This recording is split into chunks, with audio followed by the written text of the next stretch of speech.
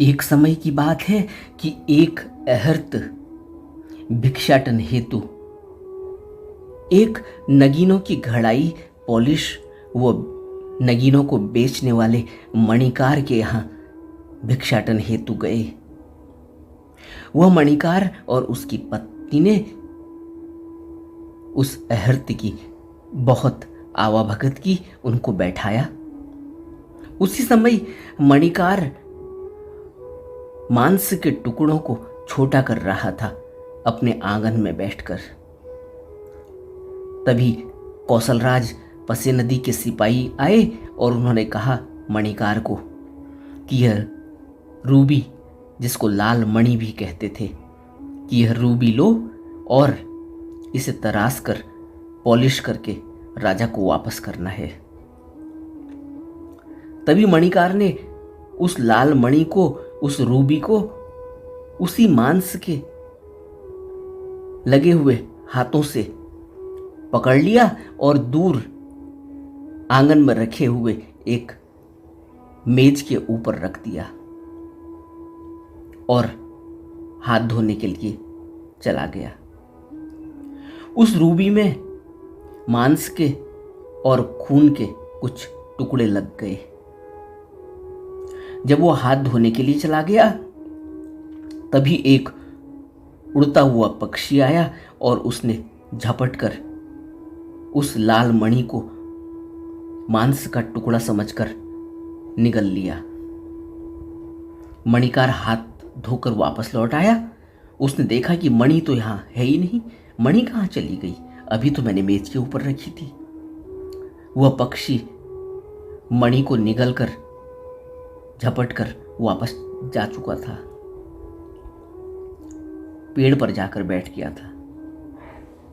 वह उस मणि को वहां नहीं पाकर अपने पुत्र और पत्नियों से भी पूछता है कि मैंने अभी यहां मणि रखी टेबल के ऊपर, मेज के ऊपर, लेकिन मुझे अभी मणि यहां नहीं दिखाई दे रही है। मणि कहां गई? इस बारे में उसके पुत्रों ने और उसकी पत्नी ने अनभिज्ञता जाहिर कर दी कि हमें नहीं पता। तभी उसने उस अहर्त, उस भिक्षु को पूछा कि भिक्षु जी, मैंने अभी यहां मेज के ऊपर एक लाल मणि रखी थी, क्या आपने देखी? तो भिक्षु ने कहा कि उसने उस रूबी को नहीं लिया है, उसे नहीं पता। परंतु मणिकार को विश्वास नहीं हुआ और उसने उस भिक्षु पर शक कर लिया। शंका के साथ साथ उसे निश्चय हो गया कि अगर पुत्र को नहीं पता, अगर पत्नी को नहीं पता, तो और तो यहां कोई है ही नहीं। तीसरा व्यक्ति सिर्फ भिक्षु है, घर में उनके अलावा तो और कोई है ही नहीं।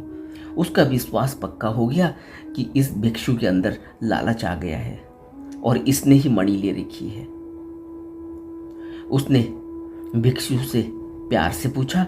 जब भिक्षु ने कहा कि उसको नहीं पता, उसने मणि नहीं ली, तो उसने भिक्षु को प्रताड़ित करना शुरू कर दिया ताकि उससे वह मणि मिल जाए। उसकी पत्नी कहती है कि यह भिक्षु हमारे मार्गदाता हैं, यह अहर्त हैं, गुरु हैं और पिछले 12 वर्षों से हमारे घर में इनका आना जाना लगातार है। हमने इनको कभी ऐसे करते हुए नहीं देखा, तो आप इन पर ऐसे इल्जाम मत लगाइए जब आपने देखा ही नहीं। उससे तो यही बेहतर होगा कि हम राजा के दंड को स्वीकार करें या फिर मणि की खोज करें, लेकिन थेर पर यानी उन भिक्षु पर इल्जाम लगाने का कोई फायदा नहीं है। मणिकार ने पत्नी की बात सुनी की अनसुनी कर दी और झटपट घर में गया और अंदर से एक रस्सी लाकर, एक लाठी लाकर उसने उस रस्सी से भिक्षु को बांध दिया, भिक्षु के हाथ पांव बांध दिए और लाठी से पीटने लगा ताकि अगर भिक्षु ने मणि को लिया होगा तो पीटने के बाद वह अपनी चोरी कबूल कर लेंगे और मणि वापस मिल जाएगी। परंतु भिक्षु ने चोरी की ही नहीं थी तो वह क्या बताते। वह अपनी निर्दोषता साबित करने लगे। उन्होंने कहा कि उन्होंने मणि नहीं ली है, उनके पास कोई मणि नहीं है। परंतु मणिकार का गुस्सा इतना तेज था कि वह डंडे से उस भिक्षु को पीटता ही रहा। पीटते पीटते उसने भिक्षु को अधमरा कर दिया। भिक्षु के नाक, मुंह से, कान से खून बहने लगा, सर से खून बहने लगा। तभी वह पक्षी जो दूर पेड़ पर बैठा हुआ था, जिसने उस मणि को झपट कर निगल लिया था, उसने थेर के टपकते हुए, भिक्षु के टपकते हुए खून को देखकर उसे लालच आया और वह पेड़ से नीचे उतरकर खाने के लिए भिक्षु की तरफ बढ़ गया। भिक्षु के पास आकर झपट कर उसने भिक्षु का जो खून बह रहा था उसको खाने की कोशिश करी। भिक्षु के मांस को वो झपटने लगा। तभी मणिकार जो खड़े होकर देख रहा था, हाथ में डंडा ही था, उसने मणिकार ने गुस्से से उस पक्षी पर जोर से डंडा मार दिया। वो बेचारा पक्षी असहनीय वार को सहन नहीं कर सका और वहीं ढेर होकर मर गया। यह भिक्षु अधमरा होकर यह सब देख रहा था। उसने उस मणिकार को कहा कि अरे, उस पक्षी को देखो, वह जिंदा है या मर गया। मणिकार तो तमतमाया हुआ था, गुस्से में था। उसने कहा, भिक्षु, तुम भी इसी पक्षी की तरह मारे जाओगे, नहीं तो तुरंत बता दो और मणि को वापस कर दो। मणि तुमने ही ली है, क्योंकि तुम्हारे अलावा और यहां कोई भी नहीं।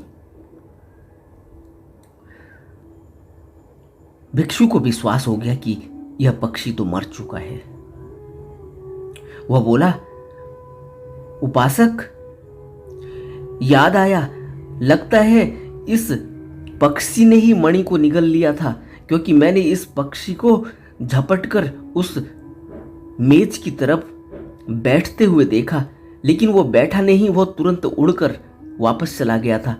लेकिन यह पक्षी एक बार उस मेज की तरफ गया था जब तुम हाथ धोने के लिए दूर चले गए थे। मांस के टुकड़े जो तुमने हटाए थे, मांस के टुकड़ों से लगे हाथ को धोने के लिए जब तुम दूर चले गए थे, तब मैंने इस पक्षी को उस मेज की तरफ उड़ते हुए देखा था। मणिकार ने उस पक्षी को झट से पकड़कर उसके पेट को चीर दिया और उसमें से वो मणि निकल गई। मणि निकलते ही मणिकार बहुत शर्मिंदा हो गया और भयभीत होकर कांपने लगा। उसे लगा कि उसने तो बहुत भारी गलती कर दी है। उसने किसी भिक्षु को डंडे से पीट दिया और अधमरा कर दिया, और भिक्षु को इतनी चोट आ चुकी है। उसको अपनी गलती का एहसास होने लगा। वह भिक्षु के आगे गिड़गिड़ाने लगा और विनती करने लगा कि उसे माफ कर दिया जाए।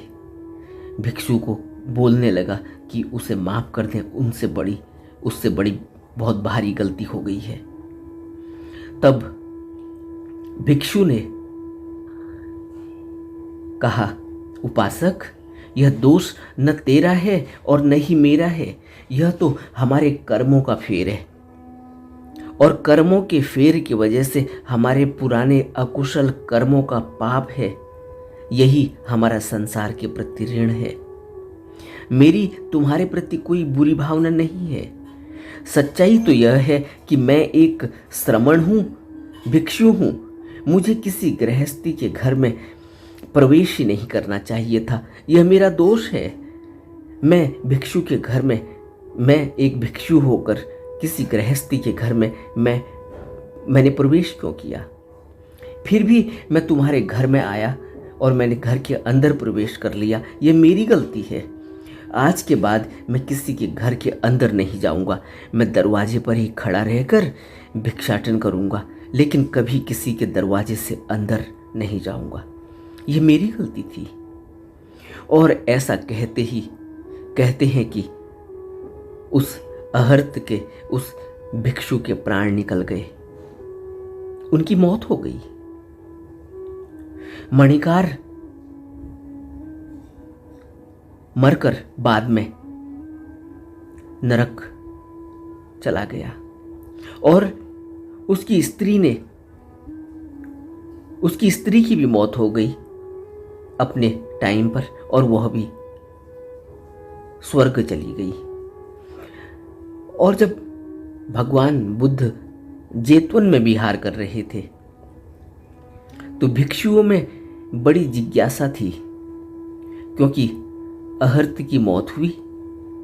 अहर्त के कुछ दिनों के बाद इस गृहस्थी की, मणिकार की मौत हुई, और उसके कुछ दिनों बाद उस पत्नी की, मणिकार की पत्नी की मौत हुई। लेकिन भिक्षुओं में बड़ी जिज्ञासा थी, वो जानना चाहते थे कि इस कृत्य और अकृत्य का फल क्या है। वो जानना चाहते थे कि इस अहर्त की, इस भिक्षु की डंडे मारने की वजह से, मणिकार के द्वारा डंडे मारने की वजह से मौत हो गई। ऐसा इस भिक्षु ने कुछ किया भी नहीं था, क्योंकि वह लालमणि, वह रूबी बाद में उस पक्षी के पेट में से बरामद हो गई। तो इस अहर्त का क्या कसूर था? और उस मणिकार की मौत होने के बाद वह मणिकार कहाँ गया? और उसकी पत्नी, जो कि अहर्त के लिए यह कह रही थी कि यह पिछले 12 साल से हमारे घर में लगातार आते रहे हैं, कभी हमने इनके ऊपर इस प्रकार की भावना और इस प्रकार का कृत्य करते हुए हमने इनको कभी नहीं देखा। यह पिछले 12 साल से हमारे वहाँ लगातार आते रहे हैं, इसलिए इन पर शक करना ठीक नहीं है। बेहतर यही है कि हम मणि की खोज करें या राजा के दंड को स्वीकार करें। तो उस पत्नी की मृत्यु के बाद वह पत्नी का क्या हुआ, यह भिक्षु संघ जानना चाहता था भगवान बुद्ध से। तब जब यह प्रश्न पूछा गया, भगवान बुद्ध जब जेतवन में विहार कर रहे थे, तो भगवान ने बताया, भिक्षुओं, कुछ लोग गर्भ में उत्पन्न होते हैं और उत्पन्न होते ही पाप कर्म करने लगते हैं। कुछ लोग गर्भ में उत्पन्न होते हैं लेकिन पुण्य कर्म करते हैं और पुण्य कर्म करके उनकी सुगति होती है। और कुछ लोग गर्भ में उत्पन्न होते हैं और वासनाओं से शून्य चित्त वाले बीतरागी होकर निर्वाण को प्राप्त होते हैं। इसलिए भिक्षुओं, जब भी कोई व्यक्ति गर्भ में उत्पन्न होता है तो वह अपने कर्मों के हिसाब से अपने फल भोगने लगता है। पाप कर्म जिसके हैं वह तुरंत पाप करने लगता है, जिसके पुण्य कर्म है वह पुण्य कर्म करके सुगति को जाता है। और जो पहले से ही इस भिक्षु की तरह, अहर्त की तरह, जिसके वासनाएं शून्य थी, जिसका चित्त शून्य हो चुका था, वह बीतरागी होकर निर्वाण को प्राप्त होता है। जैसे इस भिक्षु ने निर्वाण प्राप्त किया, उसका परिनिर्वाण हुआ। तब भगवान ने यह गाथा कही थी कि कुछ लोग गर्भ में उत्पन्न होते हैं और पाप कर्म करते हैं और नरक चले जाते हैं। जैसे मणिकार, कुछ लोग गर्भ में उत्पन्न होते हैं लेकिन अच्छे कर्म करने वाले होते हैं, वह स्वर्ग को जाते हैं, जैसे मणिकार की पत्नी।